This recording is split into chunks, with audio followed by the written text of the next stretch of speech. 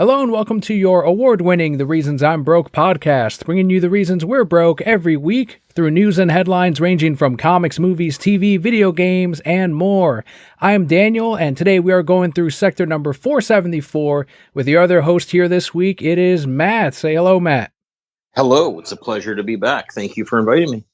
We've got some comic, gaming, and even a little bit of MCU news here. But for anyone, if it is your very first episode, welcome to the Brokehead Core. The way the format goes is we go through some news. That's the bulk of the episode. Then we head into the Brokehead block, which is what Matt and I have been doing this week. It's what we've been playing, reading, watching, in general, the section where you get to know us a little bit better. And then we wrap it up with a little call to action this week. But let's jump right into this week's news.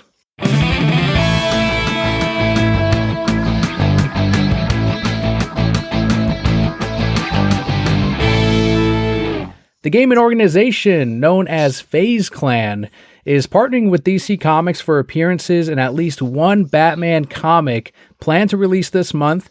Other results of the collaboration include esports jerseys, additional merch, some of which has been teased through a brief trailer that was set up with this announcement.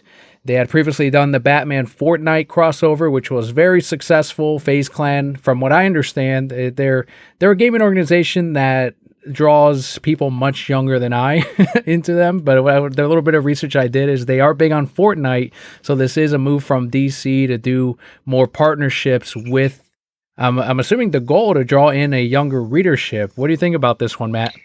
You know, DC, when they did the reorganization with Dan DiDio, like it was pretty well publicly known that, you know, they were intending on going after a gaming audience and looking for a new publisher that was basically in like the Twitch sphere. So this looks like another move in that direction. I, again, not familiar with not that familiar with the FaZe Clan. I had to, read up on it ahead of time. The most casual of gamers. And when I was, checking out their site and then Wikipedia, to kind of balance it out, because they're always going to give you the best shots on their own site. I can't believe like how big that organization is. This is the first I'm hearing of them. But then again, I'm not into the gaming sphere, but yeah, I mean, they've managed to grow this big over 10 years. More power to them. Like, it's anything that like raises DC's profile, I'm happy to read about. I think that's probably their goal, because one of the things that I noticed with the Batman Fortnite one-shot is there were streamers like FaZe Clan and like these other people that play Fortnite on the regular, huge gamers, that were then promoting the Fortnite comic book tie-in because it came with digital unlock codes for, you get to play as Batman in the game, you get the Bat Glider, they had, I think, a Harley Quinn that was unlockable, and then if you had all the codes or all 6 issues, you then unlock the Batman armored suit, and that's only if you had all 6 issues. Now, a bunch of these kids that were coming in are people that were for the very first time visiting a comic shop.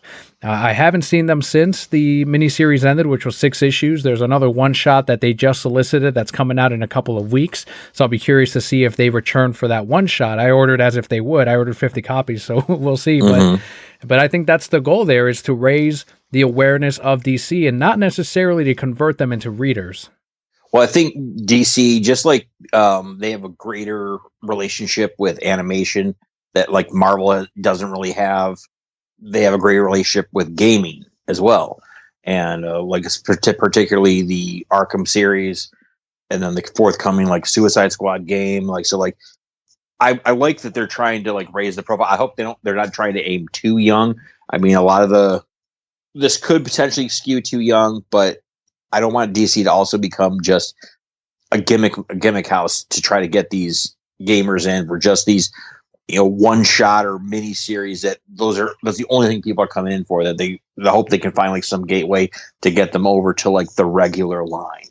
And I don't think that the Batman Fortnite is going to be that successful for him in that sense. I think FaZe Clan getting that DC brand into the eyes or attention of a lot of these gamers is a good thing. I know that I've spoken about this in the past, but the first time I really I think if I were to trace myself back to what solidified me as a Batman fan was Batman 89 and Batman the Animated Series, which Mhm. really made it a part of my life. It was something recognizable from my childhood, and as I grew up, there were more Batman films, and to this day, that's my favorite superhero.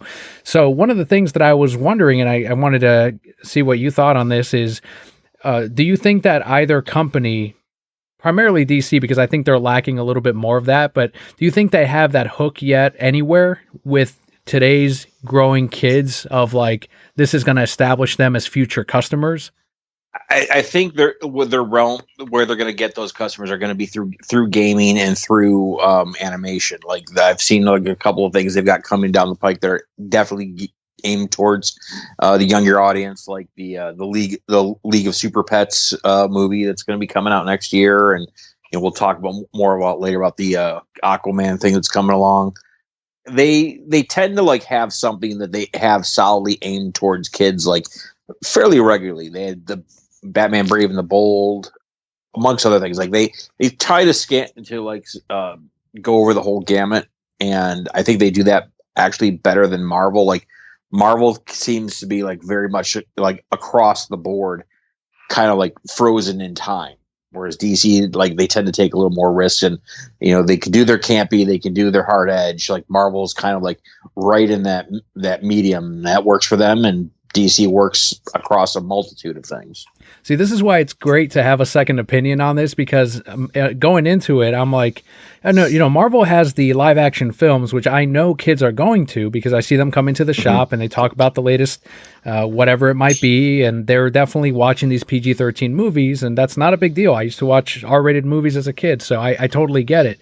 But I was wondering, like, but where's their Batman the Animated Series? Not realizing that I'm not a kid that is probably, there's a bunch of them. You scroll Instagram and you're right, they're sharing the animated movies like crazy, and it's something that's probably going to be their animated series for at least this generation, which is really interesting because I, as an adult, I'm not seeing that. I'm just like, okay, those are movies that are coming out and they're enjoyable and whatever, but these things have a much larger impact on these grown kids.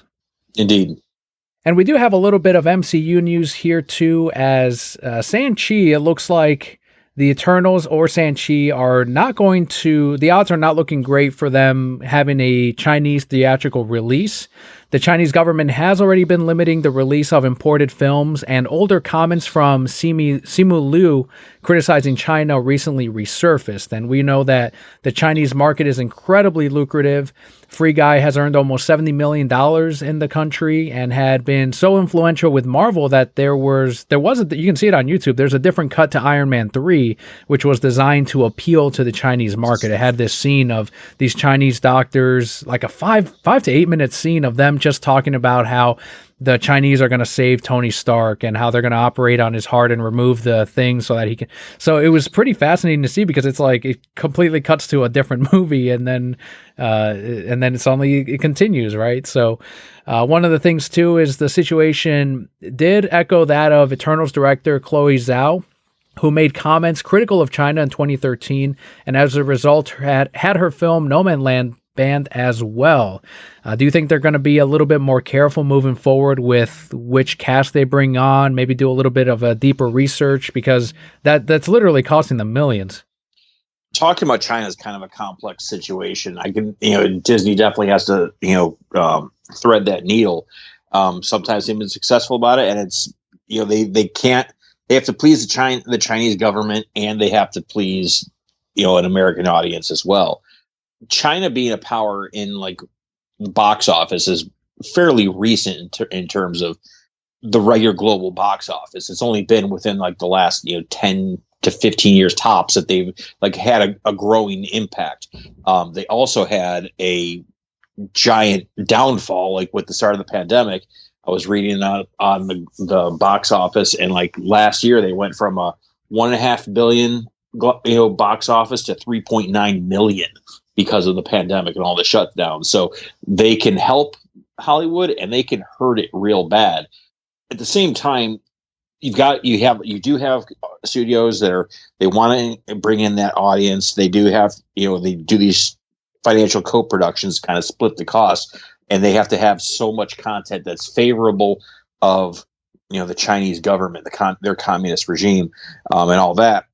Disney faced a lot of criticism when with Mulan, because a lot of that was filmed in the province where there's a lot of the Uyghur concentration camps where they're actively repressing and imprisoning this this Uyghur minority, which is like a Muslim minority in China, that is very reminiscent of what happened with the Jewish concentration camps in World War II.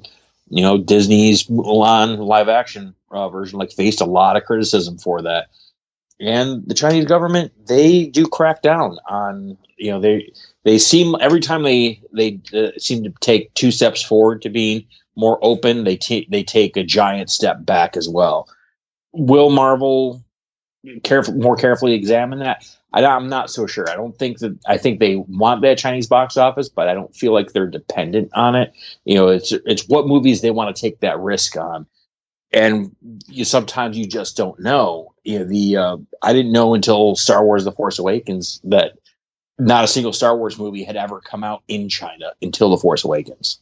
So that's why Avatar, I couldn't believe that when Avatar was for so long the top box office draw in the world. How did it beat Star Wars? Because Star Wars never came out in China until The Force Awakens, and then they were finally allowed to release the original trilogy. But this is now the original trilogy, 30 years later. So it is a draw, but I don't think Hollywood thinks that they're totally dependent on it. I think smaller films like your Free Guys, your Pacific Rims that were expected to do bigger box office in the United States are more dependent on that draw, because they shows that they can make their money back internationally if they're not doing as well in the United States. And Marvel films, they're not dependent on China. They want that extra money, sure, but they're not dependent on China for it. I remember the Warhammer film didn't do too well here in the States, and then it did great in China. So they were talking about a sequel for a little while there. I think once we get out of this pandemic and things normalize, whenever it may be, that'll, I think, shake out how they feel about how much they want to continue to aim at the Chinese market. And I think for now, they'll probably continue to try to do projects like we saw with Mulan or recently with Shang-Chi to try to bring in that box office that they know is lucrative. You have a country that's making millions of dollars. It's probably a good idea to try to make a movie that can open over there and will open. But it's just fascinating that Mulan, due to all of the different politics and things that happened, it hurt the movie over there, and now the recent Marvel film is looks like it might not even open there. So it's kind of like, how much risk do you really want to continue to take when the Chinese government is going to continue to limit even more the import of films or projects? And in the age of the internet, you can easily bring up old comments from some of these creators, and suddenly you have a government that's like, no, we're going to ban that, and that's a millions of dollars loss right there. So I don't know. Yeah, go ahead. Where you're going to find how much Marvel cares about the Chinese, and Disney cares about the Chinese audience and whether they can release a movie there, is if Shang-Chi is in the next Avengers movie. That was something my buddy was telling me. He was like, well, he's not going to be in the Avengers now. Yeah, I think that that's the one where Disney wants that to be in as many faces and make every possible dollar that they can. And if having Shang-Chi in that movie is going to not allow it to be released in China, then you might see some script revisions. Yeah, one of the things even early on that my same friend was, shout out to Clayton, he was telling me too that even before all of this had happened, the star in that country, he was telling me, is considered, he's not an attractive star to them in the roles that he's played over there, but that the villain that plays the opposite of him is actually very liked in China, and they were pretty upset that they made him the villain, because they were like, no, we like him, make him Shang-Chi instead. So even from the start, it sounded like there was they were a little bit out of touch on how they were going to cast this. Like, maybe they should have reversed the roles, but it's just might be a cultural mistranslation there between the two of like, oh, we thought we were making this movie that would do well in China, and now it sounds like there were missteps along the way. Yeah. On the Warner Brothers side, speaking of missteps, they have a million of them over there, but it is a mess. I can't wait for this Discovery merger next year. But according to Variety, The Mad Max Fury Road prequel, Furiosa, has been delayed a year to May 24th, 2024. Anya Taylor-Joy was cast in the lead role, with Chris Hemsworth and Yahya Abdul-Mateen II also joining the cast. I think it's to be expected with COVID and everything, but also with a lot of their earnings. But there's been some mixed reactions as to this prequel being made. Now, were you able to watch Mad Max Fury Road, and if so, are you excited for Furiosa? Yes and no. I love Mad Max Fury Road. It's fantastic. I thought Tom Hardy did a good modern uptake of Mel Gibson's version. Charlize Theron was fantastic as Furiosa. I'm upset that it's not her playing it, but obviously this is a prequel, so it can't. Depending on how far back, you can't really. She's kind of aged, out of that. If they're, especially with where that character's fate was at the end of that movie. I don't want to give any spoilers, but how I feel about prequels that are centered around a character who we know where their story basically ends. So it's like, if they're making a movie called Furiosa, it's a prequel, and she's in something that takes place later in Fury Road. Like, the stakes for that character are fairly low. You can beat her up, take her away her arm. Like, I'm sure that they'll give you the origin of how she got that bionic arm, but at the end of the day, it's like, her story continues. So I don't know what stakes I'm actually in for on this movie. I think it might have been a smarter move to, as you kind of implied, have Charlize return, because she was very popular in the casting. A lot of women that I worked with, especially, were like, she's a badass. She's really cool. And then, as you mentioned, Tom Hardy was amazing in that movie. But I kind of got to have a little bit of trust in George Miller. I agree with you. I'm not completely hyped for this because of that. I like Anya Taylor-Joy.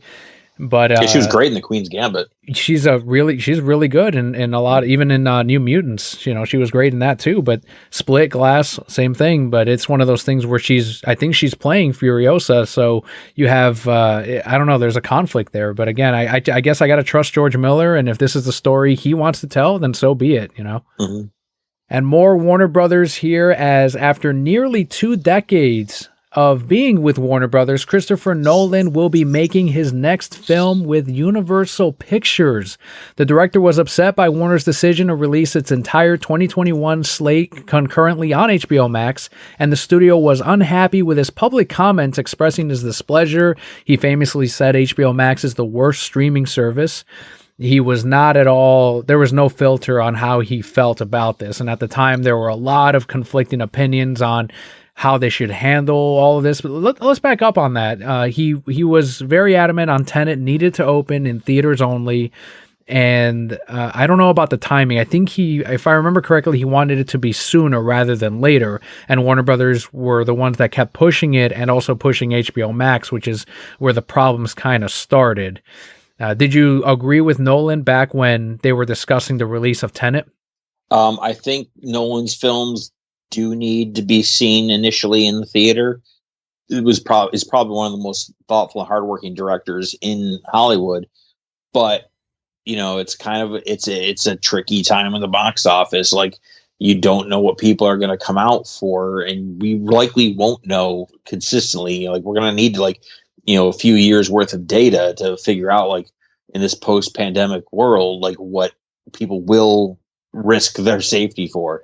And I think that Tenet was sold as a cerebral sci-fi thriller. I still have not seen it. It came out too soon for me to go in the theater. So I'm in that market where I feel it came out too soon with with this audience. And that, I think Nolan and a number of other directors, I understand where they're coming from. They want their product to be seen. They made it for the theater. They want it to be seen in a theater as it was originally intended. But at some point, it's going to show up on a streaming service. It's going to show up on the small screen, and we've been in unprecedented times. So I think his comment that HBO was the worst streaming service, I think that was a mistake. I wouldn't have said that. I took that kind of personally, because we wouldn't have Zack Snyder's Justice League if not for the HBO Max. But I get, from an artistic standpoint, an artist who was he's made that studio a lot of money.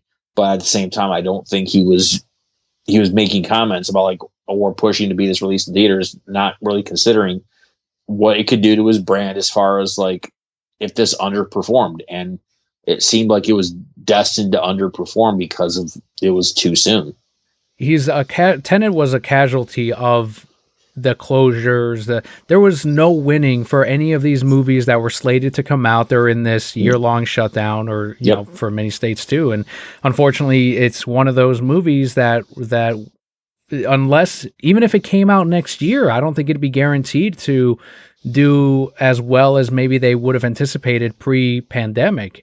And I don't think you're going to see box office like we were used to for at least, you know, between 2 to 5 years. Right. And that's like, even, you know, from both of us, no one thought that it would be for this long even, and it might even be 10 years, like who knows, it could be crazy still. So it's one of those unfortunate things, but it's, as you mentioned last time you were on, it absolutely changed the world, and it's changing the cinematic world too, with someone like Nolan, who had this close relationship with Warner Brothers for all of these years. And we know that they've gone through two regime changes, I think, over the last 5 years. He's not working with the same people. You know, they're trying to push that streaming service. And it sounds like they were okay with letting this relationship go. And I know there was a lot of uncertainty as to, you know, some people were saying, yeah, good luck finding another studio that's going to fund your personal projects. And I'm like, his name is big enough right now, you know, and someone's going to pick him up. It's just a matter of who it's going to be. And as long as that first project ends up being a regular Nolan hit, or at least a modern hit post-pandemic, I think he's going to be okay. He'll be all right. There's another thing is like, I find it funny that he's going to Universal when the shutdowns initially hit. Universal was making all the ink for releasing Trolls World Tour straight to streaming instead of the theater, and they like AMC said we're not going to release any Universal movies and all that. So like he went to a company that like they set the precedent for releasing stuff straight to streaming that was supposed to go to the theaters. So there's that. And Legendary Pictures, who Christopher Nolan has had a long relationship with, a lot of, you know, Legendary has produced, I think, just most of his movies with Warner Brothers. They had a long relationship and a successful relationship with Warner Brothers. They went, when their contract, their producing agreement ended, they actually went to go produce content for Universal, which wasn't as successful, and they ended up back with Warner Brothers. and now they're again making successful movies again. Yeah, I think, you know, Nolan's got, you know, 1 to 2. He's got about 2 pictures to kind of show that the kind of success at Universal that he had at Warner Brothers before he goes back to Warner Brothers. I think he'll be back. You bring up Legendary, which is funny too, because they were blocked in that Netflix bid for streaming contracts, and Warner Brothers said, no, we're blocking that deal. And Legendary was pissed because they would have made way more money off of that Netflix first deal on Godzilla vs. Kong than what they ended up doing in the dual release. Although it ended up doing very well in theaters, so I don't know if they're pretty happy with the results. I'm not too sure, but it's just, I'm sure that also contributed, since he's so tied into Legendary, into this decision and not come back to Warner Brothers. And a lot of these decisions, you know, you've lost people like Nolan now, Zach, David Ayer, and do you think that it's a result of the current heads like Ann Sarnoff, Toby Emmerich, that could be solved with this Discovery merger in quarter of next year, first quarter? God, one can only hope. I honestly don't know what's going on with Warner, and I don't know that anyone, even at Warner, knows what's going on with their own company. It seems like they've been directionless. I find it funny that one of the producers, Alan Horn, who was with them, you know, several years ago, when he was one of the executives that was making a big deal about how Warner Brothers was going to produce content that push it as dark and edgy as they could to be a direct competitor with, you know, the MCU. This is, you know, within their first 5 years of Marvel being out there, and now he's working for Disney.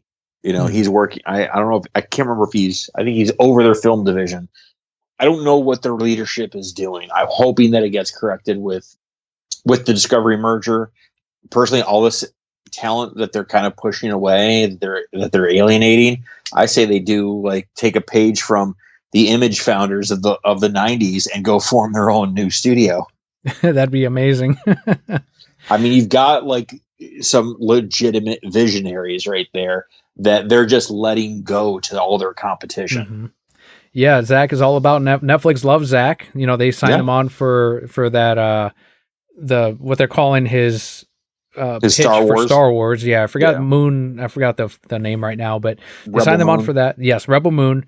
They also have sequels set for the Army of the Dead universe. So he's, all of their people they're going to find homes, and people are going to happily fund their projects as long as they prove that success with other studios, and they bring along their fan base with them. I mean, whatever Nolan does, I'm there to watch because I know he has a history of making films that I enjoy.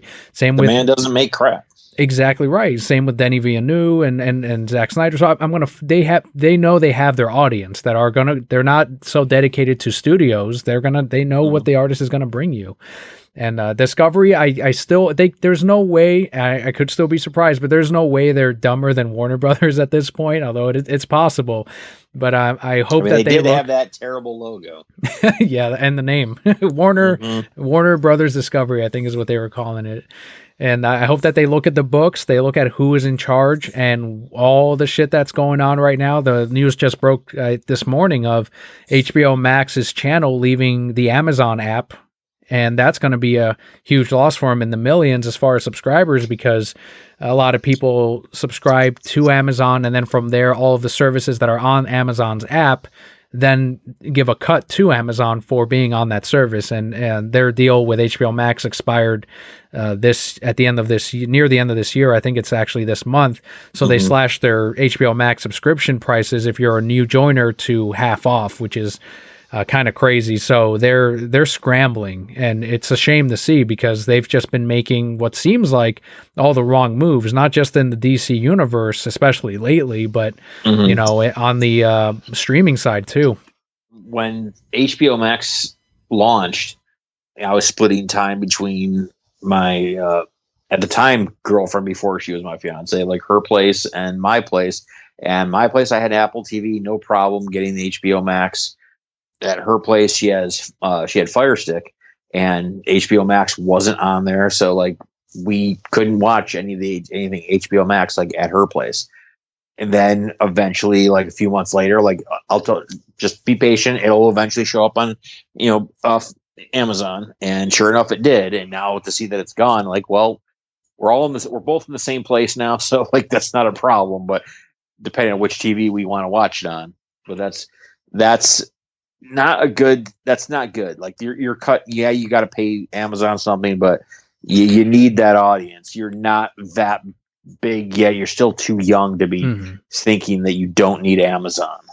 And the thing is, they're doing great regardless. I think they've cemented themselves as a competitor in the streaming market, but it's going to be very vital what they do over the next year as to whether or not they'll stay there. And I'm kind of wondering still, what do you think Discovery should do if you're in charge and you have this Discovery streaming app, which we know theirs is successful. I don't hear about it all the time, but they do really well with Discovery Media app. And if you're in charge over there and you're like, all right, so I've got these two different apps and then some because they inherited all of Warner Media. Do you do one streaming service app, or do you keep things separately and run them the way you ran your Discovery Inc. app? I say they do like what Disney's done with Hulu and ESPN. You offer like a bundle service where you get all their they have Disney Plus, ESPN Plus, and Hulu. You can get them that with ad-free Hulu for like, I think it's like $21.99 for 3 services with all that content. I say they do something like that with like just bundling Discovery with HBO Max, or they do like what HBO Max did with when they shuttered DC Universe and they put it as a hub in there. Either they bring HBO Max in as a hub on the Discovery app, or they kind of bridge the two, or they just have 2 separate things. You just pay one price for both streamers. Yeah, I think that's the right move as well, because if you then consumers will get the impression of, oh, another streaming service, even if they're merging them. But as you said, if they do like a bundle deal, that would be good. If HBO Max can benefit with some of the programming from that Discovery service or from that company, then that'll also enrich the library. Supposedly Discovery has said that they do have a plan for next year already in place for when the merger happens. So they're thinking ahead. They've already got a strategy. We'll find out in a few months, and we'll talk about it here as to what Discovery ends up announcing and what they hopefully get the fan base and consumers excited for when they inherit Warner Media, which is a lot of great stuff, but they got to know how to handle it, and hopefully they do. They also inherited a lot of debt in that deal. Yes. So like they need revenue. They need to do whatever they can to get as many eyeballs on their streamers as possible. Absolutely right. And they were smart in when they made the deal that this is a separate company, which is, I think, what they ended up naming Warner Brothers Discovery, which doesn't necessarily mean that that's what they're going to brand everything with. That's just like the company that could then take the fall if it ends up being a disaster without hurting AT&T too much. And speaking of HBO Max, Aquaman King of Atlantis had its debut trailer. This one boasts a voice cast that includes Cooper Andrews from The Walking Dead as Aquaman, Jillian Jacobs from Community as Mera, Thomas Lennon from Reno 911 as Vulko, and Dana Snyder from Jellystone as Ocean Master. Vector Courtwright from Thundercats Roar and Marley Halpern Grazer from Batman vs. TMNT serve as the showrunners and co-executive producers. It is currently set to release on HBO Max on October 14th.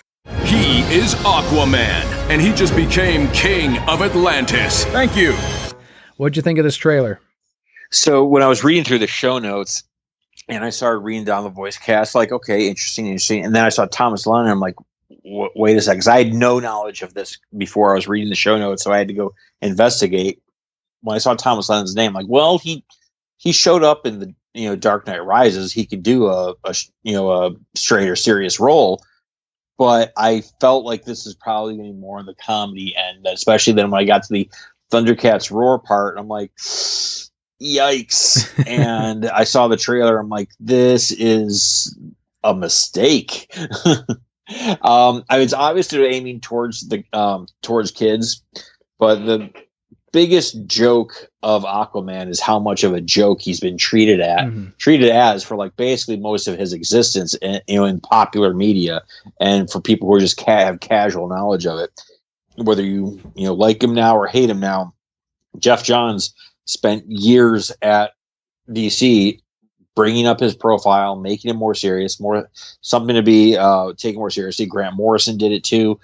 Peter David, they spent a lot of time upping his profile and making him someone to be taken seriously. And I watched this trailer. I'm like, a lot of kids are going to be seeing this, and this is going to be their impression that Aquaman is a joke again, especially following how successful like that movie was with Jason Momoa and Zack Snyder's Justice League. You can do this with Batman because Batman's had a history of having a version that's for the kids followed by a version that's definitely for adults, and they keep going over like every 10 years they give you something for the kids, they give you something for the adults. Aquaman is like, he's not to that point yet where like you can give something to the kids and something to the adults, because a lot of the adults are used to him being a joke for the last 50 years. And that was one of the biggest comments that I kept seeing on Twitter was they spent all this time, exactly as you said, building up this character. And they were specifically referencing Jason Momoa's take on it. But, if you read the New 52 Justice League, they write it in there where he's at the diner and he's talking to someone and they're like, you talk to fish. And he's like, no, I control them mentally because they're so weak-willed. And I can do this with other water-based creatures as well. So they took the time to really make it more badass. He was a badass in the New 52 comics. Whether or not people like the New 52 as a whole, this is they were very careful in how they treated a lot of these characters, at least at the very start there. And then you had the $1 billion Aquaman. You had him in briefly in BVS, but in Zack Snyder's Justice League 2. And it's like, all right, they have this image that they're going with, and it's pretty successful. I think a lot of people saw that Aquaman film and they have this image of Aquaman or this impression, and this does feel like it's too soon to be sending him back so far because it's not quite there as you mentioned, and also Thundercats Roar being what it was, and this has the same type of animation. I mean, it looks like it could exist in the same world, and I'm not here for it. It's not for right. me. Yeah, the animation's not for me either. And the criticism that I saw with Thundercats Roar, and this is probably why it didn't work, is that Thundercats fans kids aren't just going to gravitate towards that. It's the Thundercats fans. If you make a modern one and put it up on Netflix and make it a little more adult, you might capture those 50-year-olds that might have grown up on Thundercats. But if you're trying to reinvent the formula, maybe try calling it something new and making it an original IP. And I think that maybe that's why it didn't work. Or it could be that the animation and the writing wasn't up to par. I watched the trailer to this Aquaman show that's made by the same producers, it seems like, or at least one of them. And it's not up I don't know. It wasn't written for me, I guess. I didn't think it was funny. I mean, the animation is all right, but it's not something that appeals to me in particular. So I'm really not sure who they're aiming this at. One of the sad facts of like aging is that it's hard finding where that point is, where like realizing that, things just aren't made for me anymore, and they're definitely made for someone, and that's fine. All fine and well. Like, I'm just thinking historically over the life of this character, I think it's too soon to be doing something that is definitely like more to like, it looks like they're trying to make like a modern SpongeBob, but with Aquaman. Like, let SpongeBob be SpongeBob, let Aquaman be like they've spent years trying to reverse the opinion of Aquaman, and this is going in the wrong direction, in my opinion. And I totally get it from a studio standpoint of this thing made $1 billion. For a little while there, they were talking about a Trench spin-off film, and then there was another one that they were talking about. So I get it. That's what you do with a property. You turn it into a franchise, and you try to make as much money as you can. But I think this one in particular was unfortunately a misstep, but who knows? Maybe it's a huge success, and we were completely wrong on it, but we'll find out real soon. We could be the old man in the room. Yeah, that's right. Old men yell at clouds. Yep, just like in The Simpsons. And something else on HBO Max is Batgirl, which kind of came out of nowhere. We knew that it was a Joey Whedon script at one point, and then that fell off as he kind of fell off of Hollywood in general. And now we've got a different project, which is an HBO Max exclusive. In an interview with Entertainment Weekly, lead Leslie Grace was asked about the possibility of J.K. Simmons playing her dad in the film. She said, quote, "I'm ready to learn a lot from J.K. Simmons. If you're listening, huge respect, and please play my dad. I hope you're my dad." End quote. When Simmons was originally cast as Commissioner Gordon in Justice League, he had signed on for 3 films. At that time, they included a sequel to Justice League and also, I believe, the Batfleck film, but events unfortunately didn't quite work out as planned after the Snyderverse was essentially scrapped midway, or once the initial photography was completed for the 2017 Justice League. I don't see JK being in this series personally, or in this movie, but what do you think?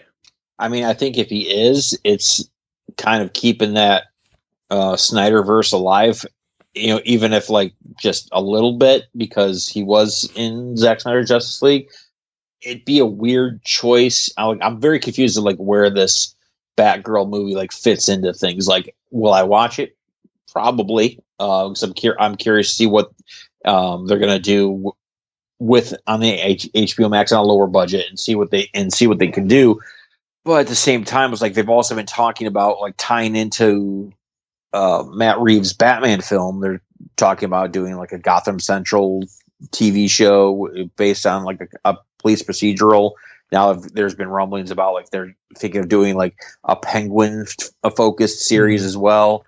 And so it would be weird to have like two separate series, and then this Batgirl movie, which she's definitely too old to be Batgirl in the Batman movie verse.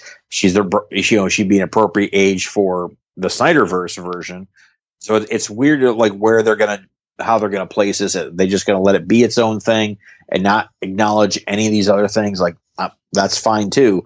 I'm just very confused. With her saying and publicly pleading to JK, it tells me that they had no intention to have JK play Commissioner Gordon in this. Yeah. So it seems like they're very early still in the process of it. And one of the things that you had mentioned as far as the Snyderverse, I think that in my mind, and I know some of the other fans also kind of see it this way, and Zach has said it himself too, is that after Justice League, the universe splits, and starting from Aquaman forward, it's no longer his universe, is what he said. It's, they feature the same characters, same cast, and he's going to serve as producer because and along with the scriptwriters, they started these iterations of these characters. But to him, his universe is Justice League 2 and 3. And it's like a multiverse is what he kind of equated it to, which is kind of cool. But that's one of the things that some of these bloggers will say, like, well, Aquaman 2 is still the Snyderverse, and Shazam 2 is still the Snyderverse because they had the Batfleck style batarangs. And it's like, well, it's the multiverse. It's part of the DCEU, if you even want to call it the DCEU anymore. But I think for a lot of us, it still doesn't count because Zach's not in control of those things. I don't think he didn't intend the Batgirl in his Justice League films, but Joe Manganiello, when he was attached to the Batfleck movie, said that Batgirl was going to be in that film instead. So I think this is still going to be separate from those plans. And if we get the Batfleck movie, I don't think this is going to be the Batgirl they go with. I think they'll recast. I agree with that. I think maybe I'm just hoping that we're not getting like a Batgirl version of the Catwoman movie. Because like that was horrible. Like I can't. I still to this day I can't watch all the way through it, and I probably never will. But it's disappointing that there isn't like a solid creative voice, championing the DC multiverse like at Warner Brothers right now, because they're basically like how many movie fans and comic book fans coming up watching the MCU are thinking now with Marvel making their foray into the multiverse concept on their end. Like the multiverse was like DC's bread and butter. Like that was their thing. Even when they had their Crisis Center for Earth to eliminate the multiverse and they kept bringing it back, the multiverse was like, that was DC's thing. It wasn't until like fairly recently, like in the last 15 years of Marvel Comics, where they really kind of embraced this multiverse idea. And now they're doing it in the movies. They're doing it in like their TV shows. And now, like, how many fans are going to come up and thinking now that, when DC is embracing this multiverse idea, they did it in their TV shows, that they're going to think, oh, they're ripping that off of Marvel. Yeah, and that's one of the problems too that's come up with the Flash, because with Michael Keaton's casting as Batman, and now you're getting this other mirror version of that with the MCU on Spider-Man. They're bringing back Tobey Maguire as Spider-Man. And they're coming out first with that one before the Flash. And to regular consumers, you're right. They will look at that as the MCU did it first. And it's a weird thing. And I'm not concerned with that because it's all about box office in the end. And I'm not going to go see the Flash personally, but it is a weird thing where they might plan it ahead of time, which even Zach revealed that they had all these plans for Justice League 2 and 3, which were Endgame's plot, from what I've seen, mirrored very closely to what Justice League 2 and 3 were going to be. So there's rumors there that Jeff Johns may have shared some of those ideas, and then a lot of that was picked up by the other side and then worked into Infinity War and Endgame. And we know the Russo brothers have admitted that Civil War is what it is because of the announcement of Batman v Superman. So that's been a thing already, but to the general audience, it's still Marvel did it first. And that's a huge thing for their branding. The worry I have with this Batgirl project and this movie is when they were talking about the writing and the directing of it, they said they were going to explore a different side to Gotham City, a brighter, more fun side to Gotham. And that's when I was like, all right, well, this is the Hamadaverse. This is not going to be for me either. They tried that with they did Batgirl with like her new suit where she was in like the the Burnside Batgirl of Burnside projects. Yeah. They went with a brighter, cheerier, more bubblegummy look for that version of the comic. And that can work with Batgirl, but at the same time, it's like, you can let things be dark in Gotham, right? Of all cities. Yeah.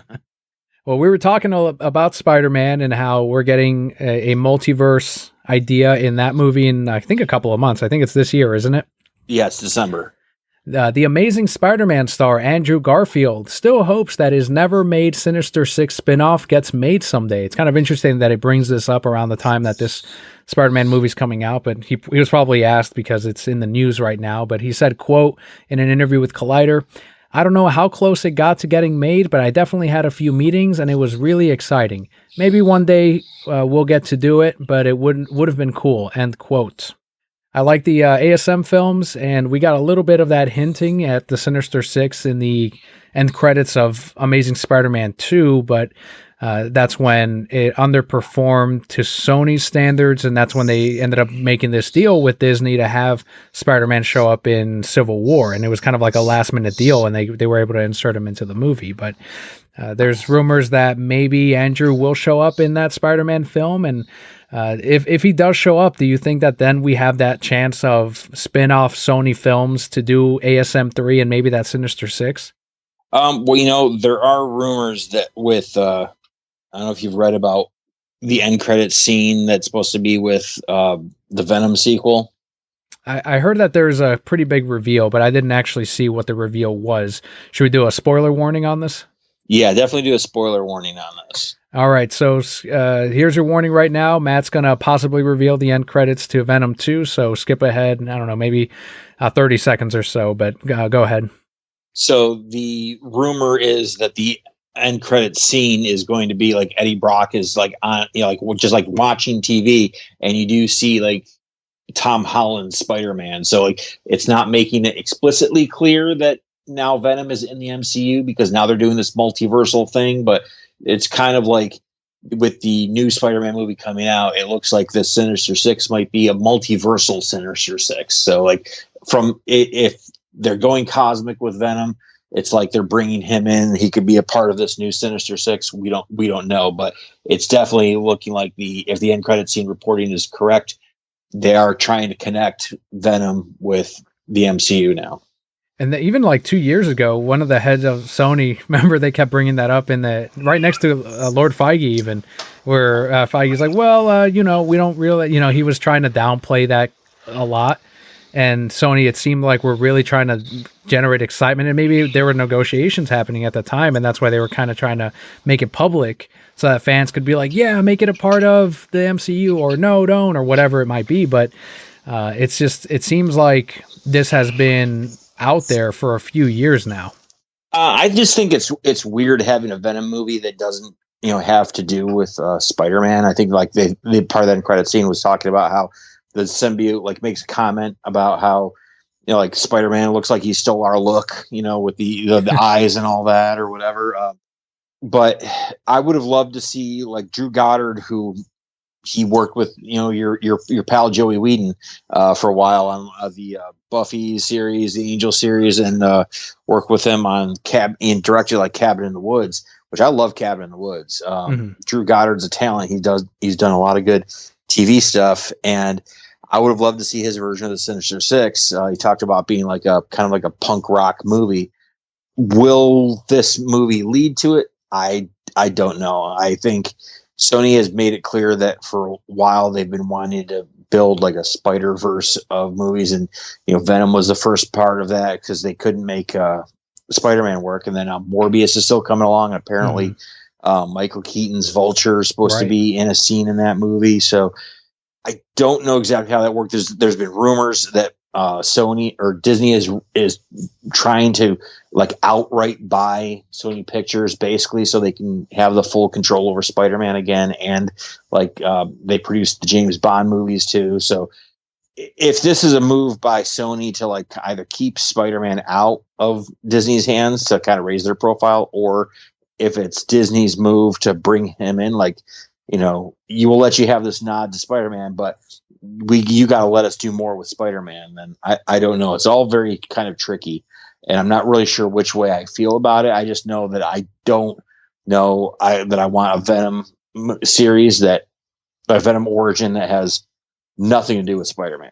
I hope it works out well for them, where they can at least, if it ends up being, and I've had this asked as well, of which is funny because the Funko Pops that just released from Venom 2 Let There Be Carnage, they were initially labeled as MCU Venom and MCU Carnage, which and they've kind of retained that name on the back end when I do my reorders for the warehouse. But so I thought that was kind of like, oh, that's kind of interesting that they would label it that and not Venom 2 Venom or something like that. But now one of the things that was asked of me, because I did like the first Venom movie, was if this takes place in the MCU, would I then not see any future sequels? But I'm like, as long as Sony is making the movies, I know that they make movies that I enjoy when it comes to Spider-Man, so I'll stick with them. But if then, as you mentioned, the buyout happens, then I'm like, oh well, we had a good run with Venom, a short one. But yeah, as you said, Morbius is gonna have some tie-ins to the MCU, and that trailer, even though it is a Sony film, you see MCU characters showing up in this, and I don't know how that deal works as to, does that iteration of Vulture belong to Disney, or can Sony freely use it? It's kind of weird how all those things are rolling out. But when we get that Venom 2 in a few weeks, we'll definitely have more answers, and I think Disney will be a little bit more open as to what Venom's role is in the MCU moving forward. But that does wrap it up for our chunk of news for the week. Let's go ahead and end today's episode with the more personal side of the podcast, which is the Brocat Block. And that is what Matt and I have been doing this week. So I had a couple things on my end, but let's kick it off with you, Matt. What have you been playing or reading, watching? What's been going on since the last time you were on? Oh my God, so much stuff. Been moving, and then in the midst of all that, it's now Halloween Horror Nights season with at Universal. SeaWorld has started their first Hollow Screen. They're taking that branding from Busch Gardens, and they're doing their first event, which they kind of poached some talent that Universal Creative, like HHN Creative, let go during the furloughs of the pandemic, and they've got someone who had 15 years of experience running their version over there. So if you're local, you should go check it out, support it, because I love this time of year. This is my Christmas time of the year, where Nice. All kind of cool creativity, costuming, and just scary houses, and that. Scary is a relative term, so I like seeing the artistry and the creativity that they bring to it. Rarely does the jump scare work on me, but I love just the vibe and the energy of the season. So I've been up to that, and then just finding, when you were asking me to co-host this week, I was like, immediately, sure, I'll do the normal Wednesday night thing. I'm like, oh crap, we had Tuesday night, we had a reservation we're in the process of we want to go check out stay a couple nights at any of the Universal hotels, and then eventually we'll go over to the Disney hotels. But we had a good rate for Universal at Ventura that just recently reopened after the shutdowns. And so Wednesday night we were going to HHN, and then Thursday night we're back into we're kind of settled, semi settled into our new place. We're back into wedding prep, and there's wedding expos and all that fun stuff to go to. So that's what we were doing last night. And then tonight I got home from work. We had to make dinner, and then I was running, scrambling to get ready for you. As far as what I've been watching, we're making our way back through Brooklyn Nine-Nine to watch the final season. This fun little series with Steve Martin and Martin Short and Selena Gomez on Hulu called Only Murders in the Building, which anyone who watches or listens to true crime podcasts should definitely give this show a watch, because it's kind of it doesn't make fun of those podcasts. It kind of honors them, but it has a kind of a lighter touch to it with Steve Martin Short. Halloween Horror Nights, I'm glad you brought that up, because here especially it's huge with the locals, and I don't know how their tourist draw is with that, but it seems like all my coworkers every year are like, oh, I'm going to Halloween Horror Nights on this day, can I please have this night off, or are you going to go, Daniel? And I've never been. You gotta go. It's a massive event, and the tourists, they don't seem to be hurting for traffic this year. They've had, up to this point, my first time was 2017. So in the realm of things, over the course of their 30 years, I'm still new to it. but I went so much during when I was finally able to go. I went so often that you become a veteran. You can become a veteran within the first year, first season that you go, and they've had more sellouts and higher crowds already, and we're only 2 weeks into their event than they had like at this point the last time they were able to do a full event. So it's like they don't have the international tourism a lot right now, but they are more than making up for it with local traffic. Yeah, it definitely draws the locals, and a good chunk of our Brokehead core lies in California. Do you know if they do it on that side too? Yeah, Universal Hollywood does a version. Their event is, their park is they go dry, so like you can't get any liquor at that event. It's free flowing at Universal, but it's not as big an event. They don't have as much real estate to work with, but they kind of follow the Orlando blueprint. They don't put on the same houses. Like their own creative department does their own things, and every once in a while, like they will share information, to kind of like do a dual house, like they did it with Stranger Things, where Hollywood and Orlando both had their teams were kind of sharing info. They had slightly different houses, but they were both Stranger Things. Other than that, they kind of do a mix of original, houses that they come up with in house and licensed houses that they still create the house, but they have all like licensed properties. Like they haven't been able to do Freddy Krueger or like some of the bigger names because like anything that Warner Brothers owned, Warner Brothers tried getting in on the space out in Hollywood, which they don't know if they're going to be getting back into that. Universal's here in Orlando, theirs is the biggest. Theirs is the gold standard that everyone is trying to like be that wants to get in this space is trying to be.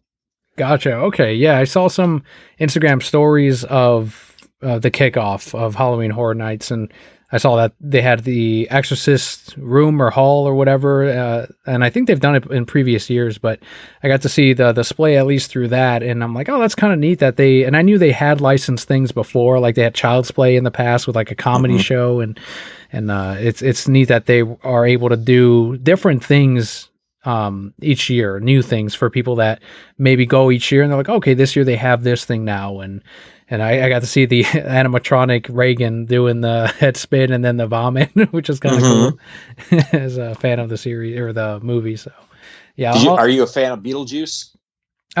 Casual fan. I'm like, yeah, I enjoyed it a lot as a kid, but I haven't really revisited it lately. They got a Beetlejuice house at Orlando this year, and it's like walking through the movie. Wow. There's one room like pretty early on though, like it will mess up your equilibrium real bad. Like you could be like outside the room, you can see the room, like it's basically like a tunnel that you're walking, like you're walking across a bridge, but like there's the room around you is turning and there is spirals on there. So you can hold on to these railings and you can try looking at a fixed point. You will feel like you are moving and the room is rotating around you. And like, it's not moving. The walls are moving around you, kind of like, it's it's a tunnel that you're walking through. It's spinning, but like the actual ground, the platform you're walking on is not moving at all, but you will swear that it is.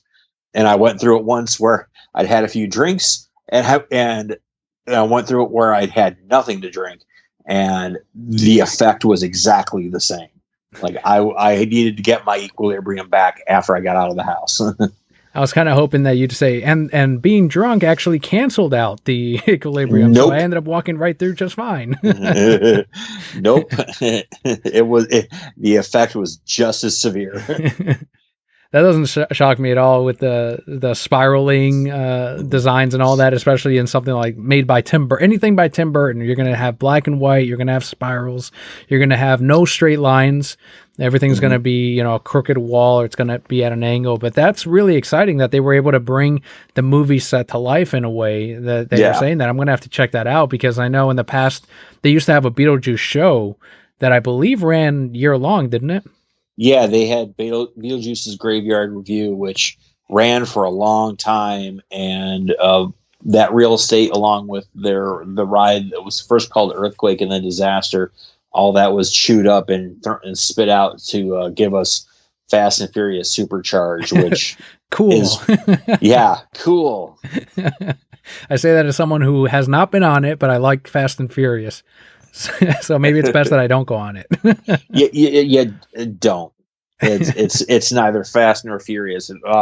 The way I got to enjoy it the most was I created a drinking game when you go to that ride.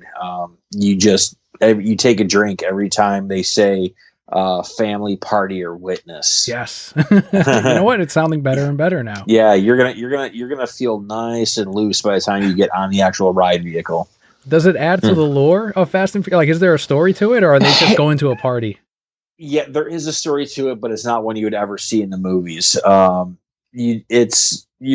basic story of the ride is you're on a party bus to go to, like, the crew is having a big party, and Tej, like Ludacris's character, is like tricked out this this bus, and when you get moving, one of like the villains from the other movies is like on the loose. And if anyone's cell phone is on, he'll be able to track us down, track you down, and because he's looking for a witness that's going to, turn state's evidence or whatever to capture this villain or whatever. And so the bus starts moving, and you have screens on either side of you, cars, jumping through the air, drone helicopters that are trying to come after you. And what's weird is that the animation that's on either side of you that's happening, it's like, it looks like it was cutting edge animation 10 years ago. Oh, okay. And so it's like, it's really cheesy. The ride doesn't seem to last that long. The best part about it is the actual like ride queue. Like, if you ever go back into Universal, I encourage you to just like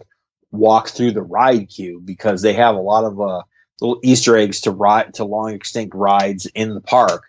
And there's a lot of fun references. If you ever watch the movies, like, they do have references, a lot of tributes to actually Paul Walker. Nice. The most subtle one that someone pointed out to me was, if you go through like the express like the express line, there's like a picnic table like the characters have at like the back of like Dom's house and like some of the movies, where their beer of choice is Corona, and you've got a bunch of Coronas, Corona bottles kind of sitting on this picnic table that are, obviously they're glued down there so they don't fall over, but one of them is on its side, and that was to represent Paul Walker having fallen.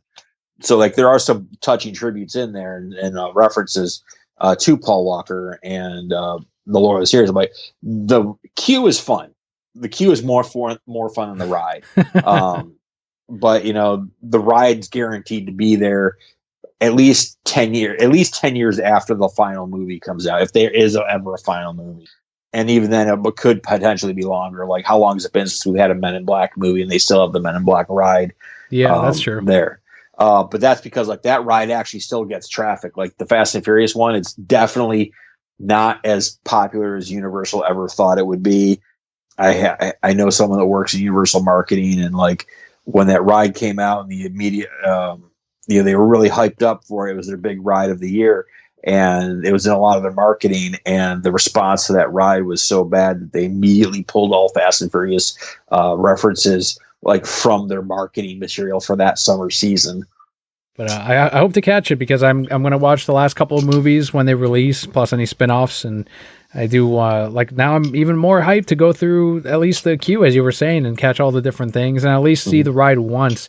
Maybe I can pull it up on YouTube if someone did like a recording of the ride, so I can at least see the party or whatever and see which villain it was. Make sure it's not the one from Hollywood, because that's a completely different thing. Oh, interesting. Okay. I had a couple things on my end. I got this package from @Comictropolis. He's a longtime broquette, and came through this year again with the Funko Pop Summer. I think it used to be a San Diego Comic-Con. It might have still been how they did it, but it was a Funko Summer Diamond Edition of Bulbasaur. I had a coworker that is big on collectibles, not just Sideshow Funkos, and he was like, if I get in on the ticket, are there any pops that you want? And I'm like, yeah, just the Bulbasaur, like, that's the one I'm trying to collect. And then Corey, he reached out and said, basically the same thing, same offer, and he got through. Comictropolis, he got through, and last year he helped me out with a Funko Pop as well, and this year it came through as well, and it was awesome of him. So huge thanks to you, Corey. I really appreciate it. It's an amazing Funko. It's that Diamond Edition.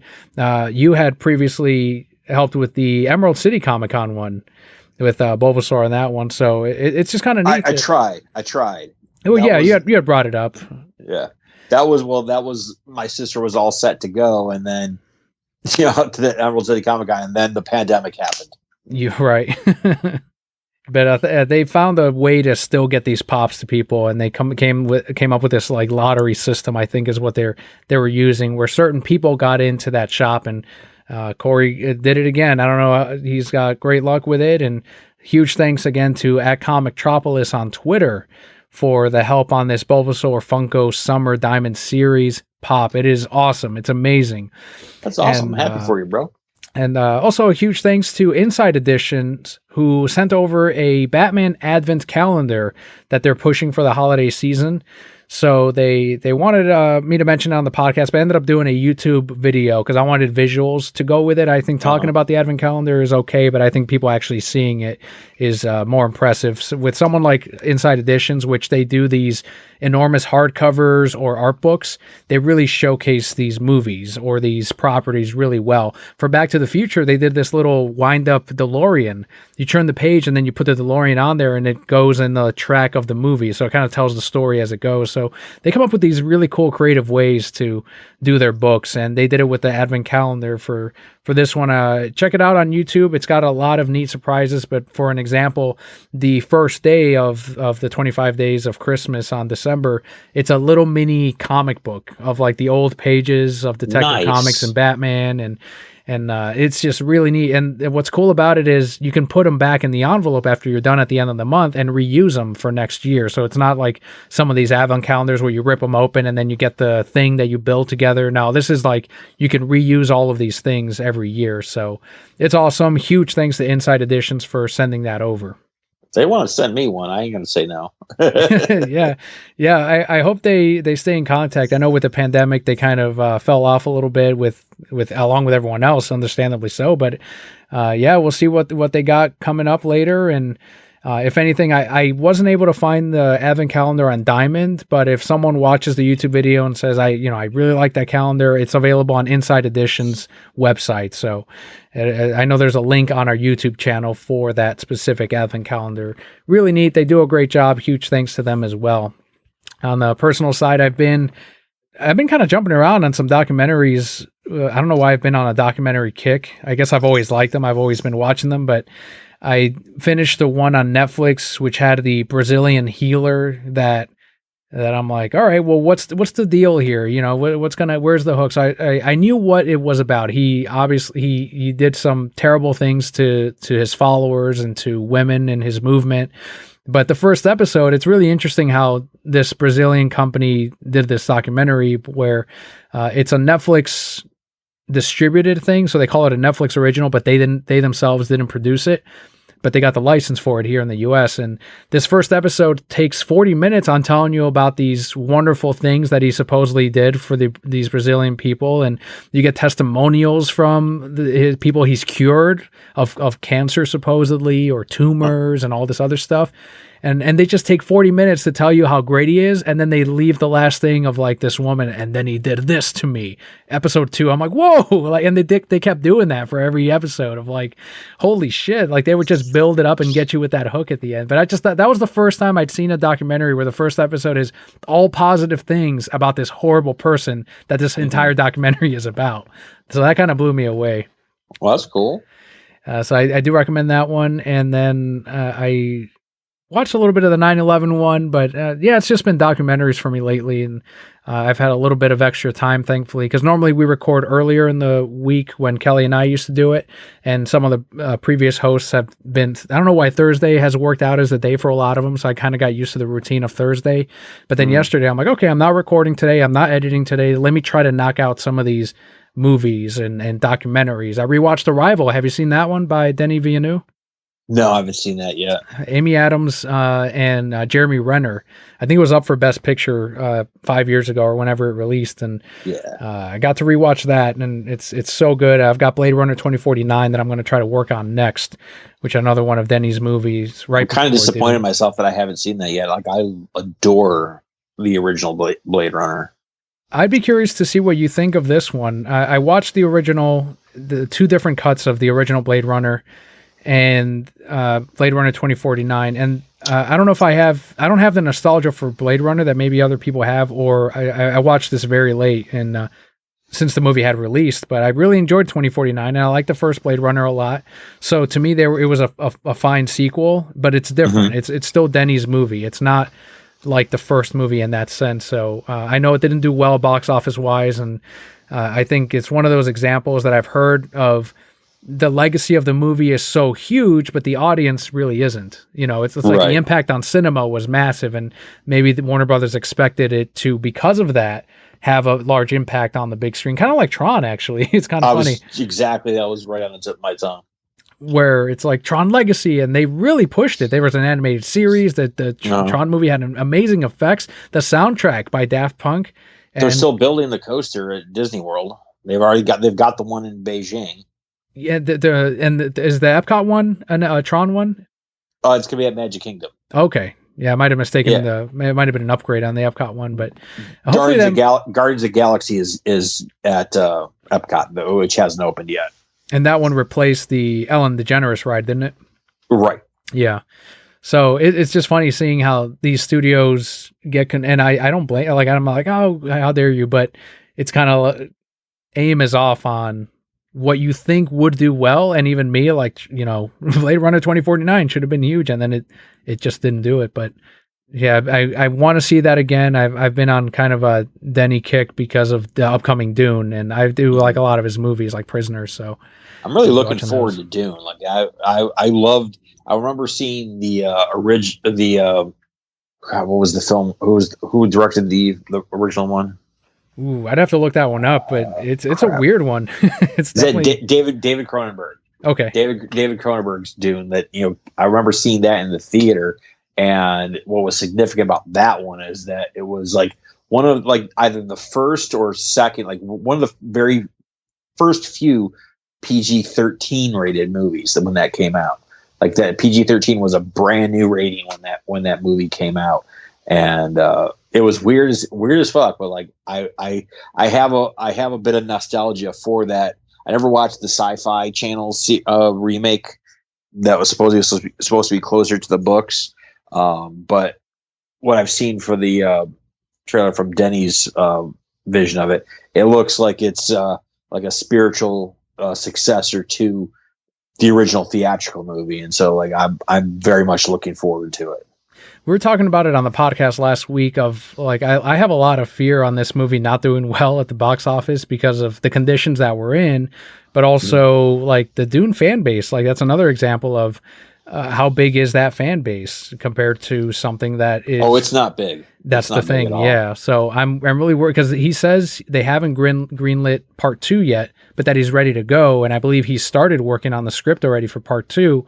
But that's contingent on Warner Brothers actually making this thing happen. And I hope it does well in either streaming numbers or in theaters to where we can see the complete story. But early bloggers and reviewers that have gone and seen this have confirmed that the movie does have the title screen of part 1 on Dune. So at least that does set the expectations for audience members that do go and see this of, if they enjoy it, they can hopefully demand a part 2, or hopefully can vote with their dollars and can make Warner Brothers go, all right, well, maybe there is a market here for a part 2. But I hope so, but I feel like the market is, like, people who want to go out to movies right now with how dark things have been the last year or so. Like, I think they want comfort food, and Dune doesn't look like comfort food. It looks challenging, and, like, there's nothing wrong with that. Like, we need challenging movies. I don't think, like, the wider audience is going to embrace that right now, which is unfortunate. And that's how they're marketing it too. They're marketing it as one of his previous films. But then he has gone on interviews saying that this was it's still like an auteur movie. He got to do it the way he wants to, but that it's the one movie he's made that he's focused on making it a movie for the general audience. He said, you know, there's a lot of action in it. Well, I hope it does. Like, I really hope it finds a large audience, because, you know, he's a challenging visual filmmaker, and, you know, we need more of that. Absolutely, we do. But that's great, man. It sounds like we both have been really busy over the last couple of weeks. So anything else you wanted to cover before we wrap up today's episode? I don't know if you want to save it for like the after credits thing, but I thought we'd talk. Have you seen the Matrix trailer? Yeah, we can talk about that. Let's talk about that after. Yeah, let's do that for the after credits. Okay. In the meantime, go ahead and let the Brocat Core know where they can find you. You can find me on the Facebooks, just facebook.com/Madner, or, eventually I'll post again on Instagram once, my studio is set back up, at Madner.com. That's spelled out DOTCOM. Awesome. And there will be links to where you can find Matt on the description of today's episode. And also, if you enjoyed this week's episode or have been a fan of what we try to do here each week, and want to leave us a review on Apple Podcasts, that definitely helps us out. It doesn't help in the charts or anything like that, but if anyone comes across the podcast on the different podcatchers, they can check out the reviews and maybe they can figure out whether or not they'll give the show a try. So if you have a few minutes, leave us a review on Apple Podcasts or on Stitcher. I know you can leave a review on there, but whatever podcatcher you're using, if they have a rating system, it definitely would help us out. But otherwise, you can also find a link on everywhere you can find us at thereasonsimbroke.com. That'll have the Twitter, Instagram, Vero, Tumblr, Facebook, everything. Thereasonsimbroke.com. Matt, thank you once again for being a host on the podcast. It's always enjoyable to talk, not just specifically DC Comics, because you and I are huge fans of that, but all this nerd stuff in general. Huge thanks again for being a part of this. Thank you for inviting me. It is a profound pleasure, as always, to talk nerdy. And to you on the other side, thank you so much for joining us. I've been Daniel, and Brocat Core, all will be well.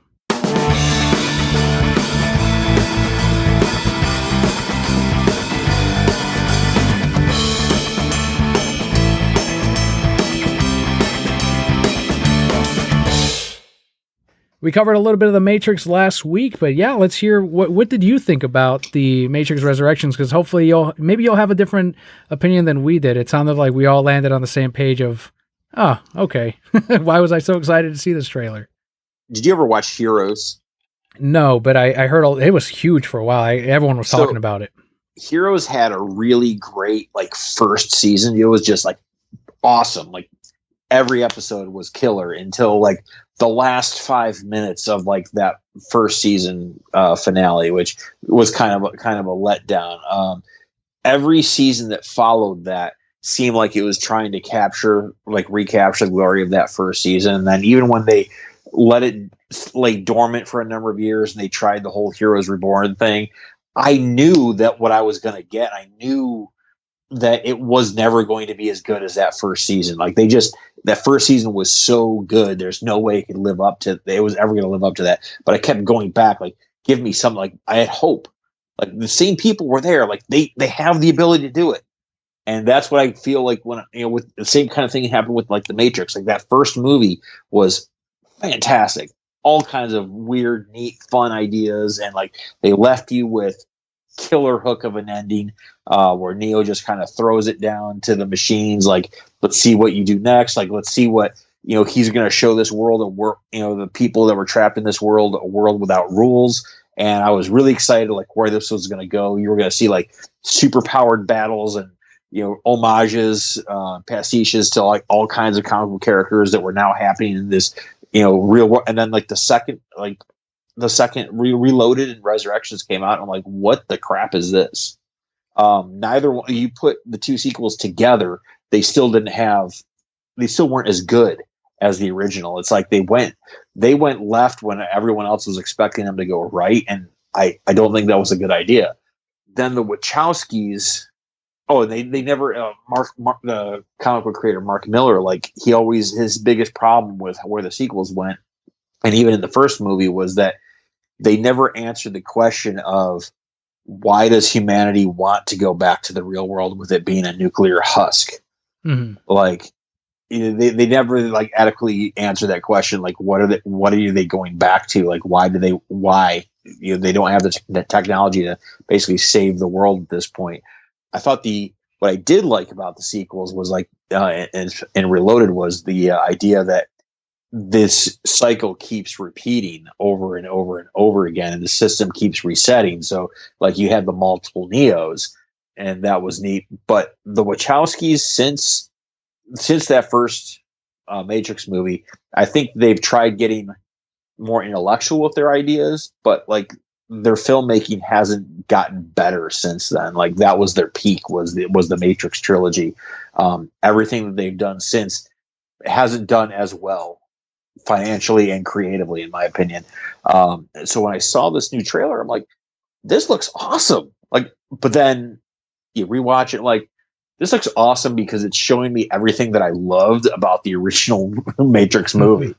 So I'm like, that kind of tempers my expectations a little bit. I have faith in Keanu. Like he's, I believe in the Keanu Sans. I'm really trying to like temper my expectations because I really want the former glory of the original Matrix movie, but then I have to remember that like that feeling I had when they kept trying to bring Heroes and Heroes Reborn back. It's like it's never as good as that first taste. That's kind of what we were coming back to when we were discussing it last week. Of the first movie did so much that was new and innovative for filmmaking. And not necessarily that they were the first to do a lot of these things, but it was the most widely seen to where it did change the landscape for filmmaking and for probably inspired a ton of future filmmakers. And Zach is one of them. He talks about The Matrix and how that influenced him a lot. It had a huge cultural impact. Exactly right. And so unfortunately, as a fallout of that, the sequels are, unless you're reinventing the thing again and doing something huge for filmmaking, they're never going to have that impact. And they didn't with 2 and 3. They did well financially, but I think that might be a lot of why you know people like you and I were like, all right, well, and I don't even know if they intended sequels to happen, because that first one seems very perfectly wrapped up in a way. Like, we saw the hero's journey and where he got, and that's it. And now it's like, oh, there's sequels. Well, where do we go from here? The thing that I know Resurrections at least has going for it, I think, is that we've had so many years without a Matrix movie that this could feel like it could feel like a Matrix 1 in many ways. Especially like the log line for it, like basically makes it sound like it's a sequel to the original Matrix, and they're kind of forgetting the other two, which, if they're playing into the idea of like, this is a rebooted, this isn't the same Neo, this isn't the same Trinity, and this definitely isn't the same Morpheus. We know like Lawrence Fishburne didn't bring back that. What was his name? Yahya Abdul Mateen, right. The second, like, it confirmed he is playing Morpheus. So we're seeing some kind of rebooted reality. At least that's what it seems like in the trailer. That in that sense, like the idea of ignoring the sequels makes thematic sense because it's a rebooted version of the Matrix that we're now in. I give it the benefit that let me put it this way. I give it the benefit of doubt that it premiering on HBO Max allows me to have.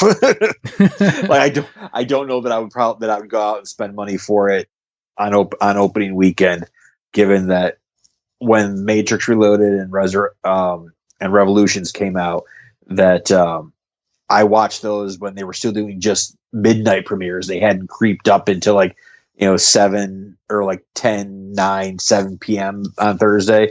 Like, you had to, like, when those sequels came out, you had to see, if you wanted to see them when the first time they came out, you had to see it at midnight when they came out. And I went and saw both of those at midnight when they came out. And Revolutions was better than Reloaded, in my opinion.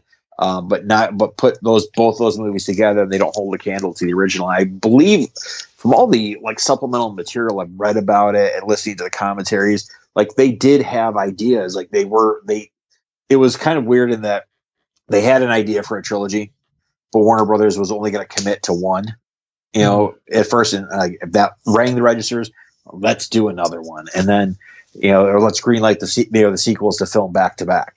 And that's, the first one made an impact, so they were able to film back to back. But I don't think that was a good thing. I think they had too much time to think about their ideas, and they were just like the same problem that I had with the Andrew Garfield Amazing Spider-Man movies. I think the sequel was too obsessed with setting up further movies rather than just trying to tell one concise story. And the Matrix sequels had the same problem that like Reloaded was simply a bridge to Revolutions, right? Just like Back to the Future 2 couldn't stand on its own. It was simply a bridge to get you to 3, and that's where I think they made the mistake. They should have just concentrated on, like George Lucas did with the Star Wars movies. Like New Hope was all on its own. Empire could have really stood on, could have stood on its own. Jedi's probably the one that could stand the least on its own, but Empire wasn't focused on that or built to be a bridge from New Hope to Jedi. Whereas like Matrix Reloaded was definitely a intentional bridge to get you to 3.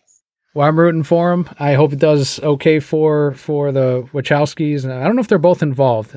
Just Lana is. Okay, just Lana. Well, yeah. Rooting for Lana, and if anything, because of the Speed Racer movie, which is my favorite from them. I actually really like Speed Racer. We're about to do a retrospective on it here on the podcast. So their anime is huge for them, and a lot of that was influenced with the Matrix. You had the Animatrix, for crying out loud, and then they got to do Speed Racer, which I really liked. So I hope they do well, and I hope that this ends up not necessarily spawning sequels, but at least closes or gets like a satisfying just give me a to the complete Matrix. Story. Yeah, just give me a complete story. I don't want you setting up another movie. Just give me something that gives me the feels of that first Matrix movie. Perfect. That's all we want. Yep.